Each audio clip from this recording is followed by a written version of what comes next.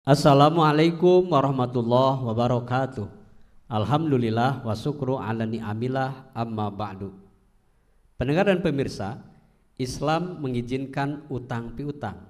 Bahkan memberi utang dianjurkan sebagai ibadah berpahala karena menolong saudara sama muslim yang tengah kesulitan. Meski demikian, utang wajib dibayar. Hukum membayar utang dalam Islam ialah wajib dan tidak boleh menunda untuk melunasinya jika sudah ada rezeki. Apabila tidak mampu melunasi utang sesuai batas waktu yang telah dijanjikan, sebaiknya dilakukan musyawarah untuk diambil jalan tengah. Hal ini dimaksudkan untuk meminimalisir timbulnya konflik antara pihak yang berhutang dengan yang memberi utang.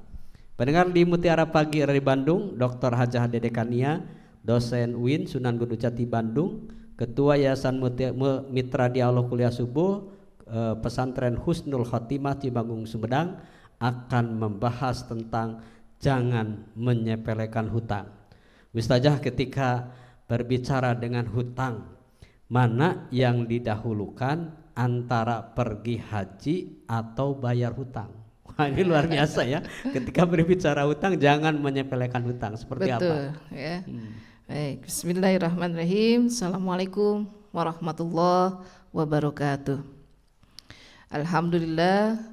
Alhamdulillahirabbil alamin wa bihi nasta'inu ala umuri dunya waddin. Assalatu wassalamu ala asyrofil anbiya'i wal mursalin wa ala alihi washabihi ajmain. Amma ba'd. Ini tentang hutang, ya. Tentang hutang. Jadi apa bahayanya? Betul. Pertama kali yang harus kita bahas adalah hukumnya dulu. Sebelum tadi menjawab pertanyaan bagaimana orang yang punya hutang tapi mau berhaji, mana yang harus didahulukan? Nah, kita lihat dulu hukumnya. Hukum hutang ini mengikuti hukum taklifi. Jadi kadang dia menjadi boleh, bisa juga menjadi makruh, dan bahkan terkadang bisa menjadi wajib. Bisa wajib. Bagaimana? Bisa wajib karena orang yang berhutang ini mempunyai kebutuhan yang sangat mendesak, yang bahkan kalau dia tidak berhutang dia tidak bisa makan, karena setelah berhari-hari mungkin tidak makan, gitu ya. Jadi dia mencari pinjaman. Nah, ini hukumnya bahkan bukan dipinjami, harusnya diberi oleh orang yang mampu. Yang kedua, ini ada hukum pemberi hutang. Dia tahu bahwa si yang menghutang ini sebenarnya punya harta, tapi dia ingin misalnya usahanya ingin diperluas, gitu ya. Nah, kalau yang demikian hukumnya mubah. Jadi ada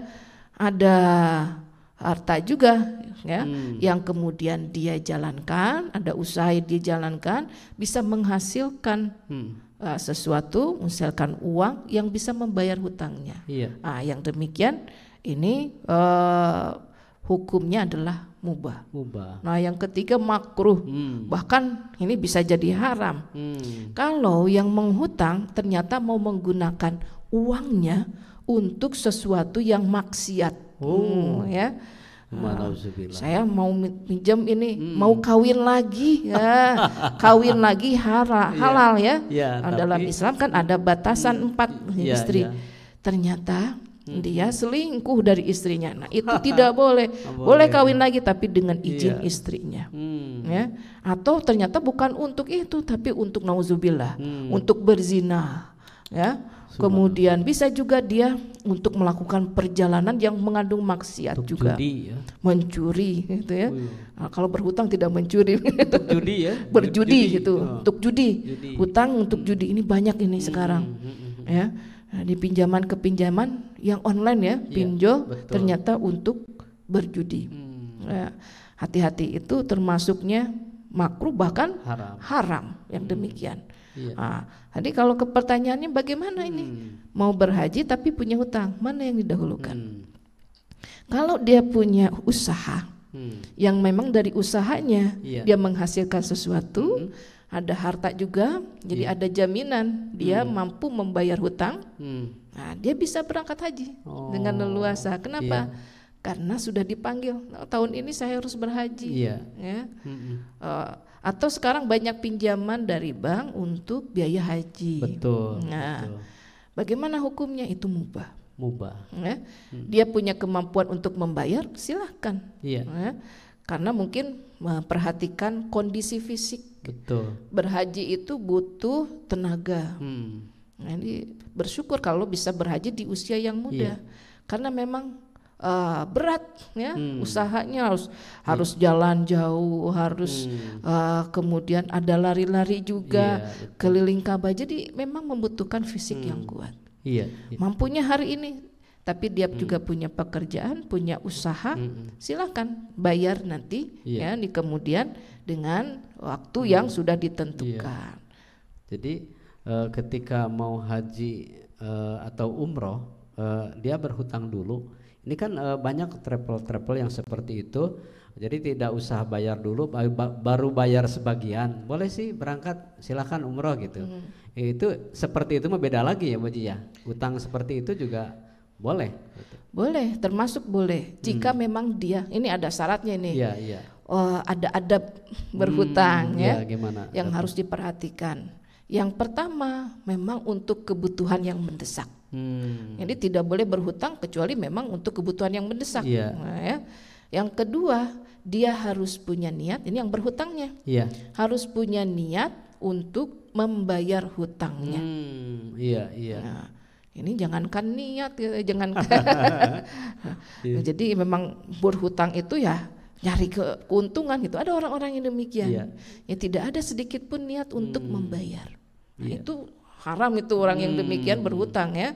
Karena nanti ya bisa menghalangi hukum nanti ya syariatnya. Kemudian apa lagi? Bahwa orang yang berhutang ini wajib melunasi hutangnya sesuai dengan batas waktu yang ditentukan.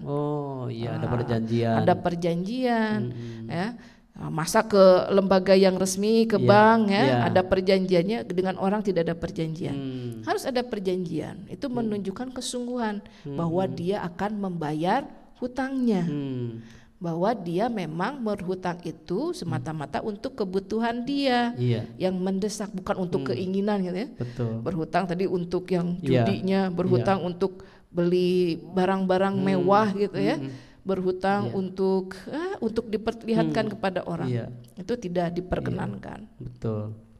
Ini ada misalnya nih, ketika orang berhutang kepada tetangganya, kemudian pada suatu saat yang berhutang itu dapat rezeki, tetapi dia mikir-mikir kadang mau bayar hutang dulu atau akhirnya dibelikan yang lain, padahal dia tuh semestinya mending bayar hutang dulu daripada malah membeli misalnya motor yang baru, TV yang baru atau perhiasan. Di sisi lain dia punya hutang tapi tidak mau membayarkannya. Menunda seperti apa tuh Ustazah? Ya, menunda hutang itu termasuk dosa. Pertama karena dia tadi sudah menjanjikan kan? Sudah janji dia akan membayar pada tanggal yang sudah ditentukan bersama. Berarti dia mengingkari janji yang sudah dibuatnya. Kemudian tidak ada niat untuk membayar. Dengan menunda-nunda itu sebenarnya menunjukkan dia enggan untuk membayar hutang kepada saudaranya itu. Ini banyak nih yang lupa, seolah-olah melupakan hutang. Biarlah karena udah lama kayak udah nungutangkeun geus pohon. Padahal tetap ya itu seperti itu. Tetap ya. Tetap harus diingat sekecil apapun harus dibayar ya. Sekaya apapun orang yang kita hutangi gitu ya. Biarin aja, saya tidak akan bayar karena saya berhutang kepada orang yang kaya. Nah, hati-hati. Yang demikian itu sebagai ujian bagi kita, ya, menguji kesungguhan kita ketika berhutang. Nah, ada hadis dari Abdullah bin Amr bin As radhiyallahu anhu, Rasulullah bersabda, "Yughfaru lisyahid kullu dzanbin illa dain." Rawahu Muslim. Jadi orang yang mati syahid ini diampuni semua dosanya kecuali apa? Hutang. Jadi orang yang mati syahid dia tertunda masuk surga karena masih punya utang. Betul. Luar biasa, dalam beberapa hadis juga ini Rasulullah akan mensolatkan orang yang meninggal. Sudah disiapkan, sudah disimpan jenazahnya di tempat untuk menyolatkan. Kalau sampai sekarang juga kan di Masjidil Haram itu ada tempat khusus gitu ya, menyimpan jenazah. Nanti jamaah yang ada di Masjidil Haram menyolatkan bersama-sama. Ya sudah disimpan jenazahnya. Ketika ditanya, apakah jenazah ini, si mayit ini punya hutang? Ada yang menjawab, iya, 2 dinar. 2 dinar itu lumayan besar. 1 dinar itu 4 gram lebih gitu, emas logam mulia. Ini 8 gram setengah mungkinnya logam mulia. Harganya kan lumayan besar sekarang pun ya. Kemudian Rasulullah berpaling, menyerahkan sahabat yang lain untuk menyolatkan. Beliau sendiri berpaling itu berarti tidak mau menyolatkan si mayit, karena masih punya tanggungan hutang. Nah, sampai kemudian ada sahabat yang mengajukan diri menjadi penanggung hutang si mayit. Nah, ditanya oleh Rasulullah, benarkah itu? Nah, betul Rasulullah, saya akan menanggung hutang si mayit. Baru kemudian Rasulullah mau menyolatkan, karena hutang mayit, si mayit itu pindah kepada orang lain yang mau menanggung hutangnya. Ini ketemu tiap hari ini dengan Rasulullah ya, ditanya terus itu sahabatnya, sudah dibayar belum hutang si fulan? Sampai kemudian sudah saya bayar hutang yang 2 dinar itu. Baru Rasulullah bersabda bahwa terlihat sekarang kulitnya segar. Itu masih mayitnya, karena Rasulullah kan diberikan kelebihan itu ya, mengetahui bagaimana kondisi mayit itu ya. Ustazah, ini ketika berbicara hutang, yang pertama hutang karena dianggap yang menghutangkan itu, yang memberi hutang piutang itu dua-duanya saudara. Apakah dengan keluarga juga hutang mah tetap hutang? Itu yang pertama. Kemudian yang kedua, dia tuh punya hutang, tetapi ketika mau membayar hutang tersebut, orang yang menghutangkannya sudah meninggal, atau misalnya tidak tahu lagi alamatnya di mana. Ya, seperti itu dua kasus tersebut seperti apa Bu Ustazah? Ya, jadi hutang itu kepada siapapun wajib untuk dibayar. Kepada saudara, kepada keluarga. Kalau akadnya hutang tetap. Ke orang tua juga? Betul. Kalau akadnya hutang. Hati-hati ya. Kepada kakak, kepada adik. Akadnya hutang. Jadi orang yang memberikan piutang, ini wajib untuk memberitahukan, mengingatkan. Kamu punya hutang, ini belum dibayar. Tapi biasanya marah kalau ketika diingatkan. Kamu punya hutang belum lunas, malah marah yang nagih. Betul, yang ditagih gitu, maksudnya yang ditagih yang marah itu seperti itu. Ramai di media sosial ya kondisi masyarakat kita. Jadi ada orang yang kalau berhutang memelas sekali gitu ya wajahnya, dikarunyaeun gitu kalau bahasa Sunda. Tapi ketika ditagih hutang, wah, jadi wajahnya beringas sangar gitu ya, marah-marah. Padahal dia punya kewajiban untuk membayar hutangnya. Jadi dalam keadaan apapun, perkara hutang itu wajib didahulukan ya. Supaya apa? Supaya tenang hidup. Betul. Orang yang punya hutang ini pasti hidupnya tidak tenang. Resah ini. Betul. Ya. Kelihatan dari kicupnya. Aduh, kicup yang punya hutang terbebani gitu ya kicupnya. Nah, dan ada kewajiban tadi kalau berdasarkan hadis, siapapun orangnya yang punya hutang, mayit ya meninggalkan hutang, wajib untuk dibayarkan. Boleh oleh siapapun, tidak harus oleh ahli waris, tidak harus oleh anak-anak. Tadi oleh sahabat yang lain, orang lain sebenarnya tidak punya hubungan dengan si mayit, dibayarkan hutangnya oleh yang lain, itu boleh. Kemudian tadi berkaitan dengan yang mayitnya meninggal ini ya, yang memberikan hutangnya meninggal, serahkan saja kepada ahli warisnya.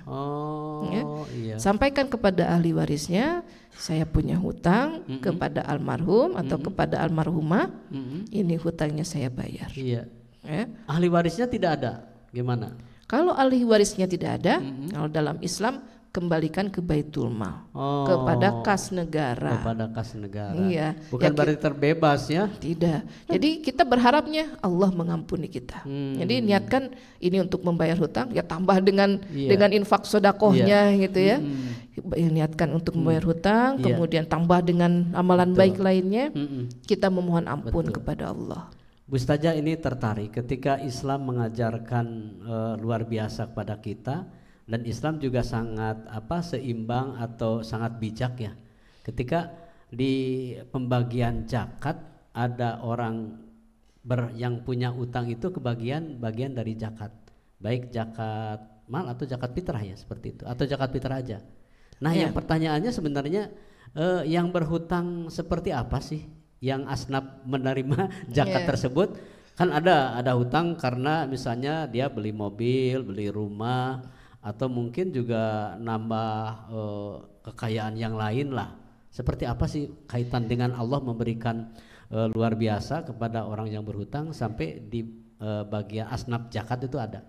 Ya, ini tentu ada catatan, tidak semua ya jenis hutang. Gitu kalau hutangnya tadi untuk komersil ini ya, untuk kekayaannya gitu ya, untuk menambah gaya ya.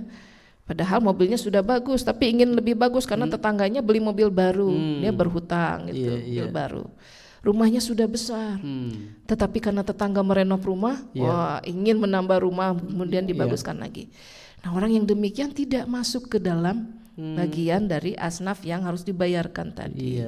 Kenapa? Karena pada dasarnya dia mempunyai kemampuan untuk membayar hutangnya. Itu dia. Jadi bagaimana yang dibayarkan dari harta yang dikumpulkan dari umat ini ya? Ya tentu orang-orang yang berhutang karena kebutuhan yang sangat mendesak. Orang-orang tadi karena dia berhutang itu karena kelaparan, karena harus mensekolahkan anaknya, gitu ya, tidak punya kemampuan untuk membayar uang seragam, tidak bisa bayar uang buku, gitu ya. Yang demikian yang harus dibantu. Ya. Atau orang-orang yang memang asalnya mempunyai usaha, tapi kemudian mengalami kebangkrutan. Nah itu juga dapat dibantu dari Baitul Mal. Nah, kembali lagi kepada orang yang berhutang. Dia berhutang karena betul-betul hutangnya itu untuk karena disebabkan membangun madrasah atau menyantuni anak yatim. Suatu saat dia jatuh miskin, benar-benar tidak ada yang bisa dibayar. Nah, pertanyaannya, kalau melihat kasus seperti itu, terus dia meninggal, kemudian juga tidak ada yang artinya yang bisa bertanggung jawab tentang hutang-hutangnya. Seperti apa, Bu Ustazah? Ya, ini ada perintah juga dari Allah dan Rasulnya. Ini ketika ada orang yang tidak memiliki kemampuan untuk membayar hutang, bahkan ya untuk makan pun mengalami kesulitan, ada perintahnya, anjurannya, sedekahkan hutangnya. Ya. Jadi apa yang dia hutangkan itu bebaskan, gitu. Anggap lunas. Nah, berharap Allah akan memberikan kebaikan-kebaikan kepada orang yang berpiutang itu, gitu ya, yang memberikan hutang itu. Dan itu jadi amal kebaikan. Jadi sedekah pahalanya bagi orang yang memberikan hutang itu. Jadi Allah lah yang akan membayarkannya ya. Betul. Jadi matematika Allah luar biasa. Ya. Betul. Kita manusia tidak seakan-akan tidak punya kemampuan ini untuk naik haji misalnya nih, tadi kan bahasa haji gitu ya, berhutang untuk haji. Tapi kalau Allah berkehendak dipanggil naik haji tanpa bayar, gitu. Nah, banyak jalannya gitu ya. Ada orang kaya yang membayarkan gitu ya, orang Islam baik gitu ya, membayarkan dia untuk umroh, naik haji, atau dipanggil tugas negara, itu juga dibayarkan. Dan tidak ada yang tidak mungkin bagi Allah. Ini kembali ke kasus dia tuh berhutang bukan kepada saudara muslim itu sendiri, tetapi berhutang kepada non muslim. Apakah hutang tersebut masih berkaitan dengan hukum Islam yang kita ajarkan? Ya, kalau hukum Islam ini berlakunya kepada siapapun yang memeluk Islam. Jadi orang yang berhutangnya orang Islam. Ya. Ada kewajiban negara untuk membayarkan hutang dari orang tersebut. Kalau memang tidak memiliki kemampuan, dia berhutang kepada bank. Ini banknya bank bukan non Islam lagi, banknya. Betul. Ya. Ada kewajiban dia untuk membayar. Wajib hukumnya untuk membayar. Nah, ini termasuk ke dalam urusan-urusan kemasyarakatan yang tidak boleh ditinggalkan sama sekali. Baik pendengar dan pemirsa Mutiara Pagi bersama Dr. Hajah Dedekania, tentu luar biasa kita jangan menyepelekan hutang. Hutang luar biasa. Ini kembali ke hutang. Berbicara hutang itu kan pada umumnya hutang secara materi atau berupa uang atau yang lainnya, atau mungkin juga bisa hal-hal yang lain. Ini kembali ke hutang yang bukan, adakah hutang yang di luar materi? Ya. Janji. Kalau hutang ini sebenarnya materi. Materi. Ya. Berkaitan dengan harta, gitu ya. Ada uang, ada perhiasan mungkin di situ. Yeah. Nah, kalau janji itu beda lagi. Beda lagi ya, bukan hutang. Bukan hutang. Ya. Janji ya itu kewajiban kita yang berjanji untuk memenuhinya. Nah, itu harus hati-hati juga. Tadi janji mau bayar hutang minggu ini. Tidak dibayar. Cuk sore aja gitu ya. Datang pagi-pagi, nanti sore bayarnya. Sore datang, besok bayarnya. Nah, berarti orang ini sudah zolim ya. Menunda hutang itu zolim. Kemudian dia juga sudah menyalahi janji. Hati-hati. Menyalahi janji itu termasuk salah satu ciri orang yang munafik. Ustazah, ketika misalnya saya menghutangkan kepada si A, kemudian si A itu memang sebenarnya itikadnya tadi ada itikad yang memang tidak ingin melunasi hutangnya. Mungkin sebagian hutangnya sudah dibayar, tetapi masih banyak yang sisanya. Begitu pertama kan kita yang menghutangkan wajib juga menanyakan. Beberapa kali ditanyakan, akhirnya bosan sehingga disebut mengikhlaskan tidak, tetapi kesel mah ada. Nah, bagaimana kita kalau misalnya mengikhlaskan itu, mengikrarkan itu harus seperti apa kepada yang punya hutang, atau kita tuh sebaiknya seperti apa? Karena memang dilihat dari ada juga yang dia tidak mau sih, tetap saya juga mau bayar gitu. Jadi berulang-ulang padahal kenyataannya tidak. Nah, kita sebagai sikap yang menghutangkan harus seperti apa? Ya, banyak orang yang demikian ya. Padahal pejabat gitu ya, kelihatannya baik-baik orangnya. Ini ketika meminjam, pokoknya bantu saya gitu ya. Deh bantuan gitu ya. Ya akhirnya dibantu. Tapi bertahun-tahun nggak dibayar-bayar. Bahkan ketika diingatkan, oh saya punya hutang ya. Pura-pura atau bagaimana ya, wallahu a'lam. Ya jangan sampai Allah kemudian mengangkat ingatan juga gitu ya. Hati-hati ini. Ini hati-hati jangan sampai berbohong gitu. Pertama kita harus yakinkan bahwa rizki kita itu dari Allah, milik Allah gitu. Jadi sekalipun kita mengikhlaskan, ya kembali kepada Allah. Yang memberikan rizki Allah kan tadi ya. Jadi kalau kita mengikhlaskan hutang itu, ya, sampaikan kepada orang yang berhutangnya. Kamu punya hutang kepada saya. Ini tanggal sekian kamu pinjam. Janjinya berapa hari, janjinya berapa minggu gitu ya. Sampai hari ini tidak dibayar. Saya ikhlaskan hutang itu. Jadi diikrarkan, harus diikrarkan memang. Iya. Nah, saya ikhlaskan, tidak apa-apa, tidak dibayar, tapi ya kasih catatan ini ya, pasti biar nggak kesel tadi Pak ya. Apa catatannya? Ya, mohon maaf kalau depannya mungkin tidak bisa dipinjam gitu ya, walaupun juga terlalu ini ya kasar ya, tapi ya kita tegaskan bahwa perbuatan tersebut adalah sesuatu yang salah. Ini orang yang berhutang ya wajib membayar hukumnya. Tidak ada kecualinya. Menunda-nunda ya itu zolim, dosa besar itu. Betul. Ini yang terakhir mungkin ya, waktu kita sangat terbatas Bu Ustazah. Ketika nanti yang berhutang dia tuh ahli ibadah, ahli ya anggap sholatnya semuanya ibadahnya dia lakukan, tetapi berhutang tapi dalam kategori yang bisa jadi dia tidak bayar ada niat tidak bayar atau tidak. Apakah di akhirat kelak utang pihutangnya diselesaikan seperti apa? Ya, ini hati-hati ya.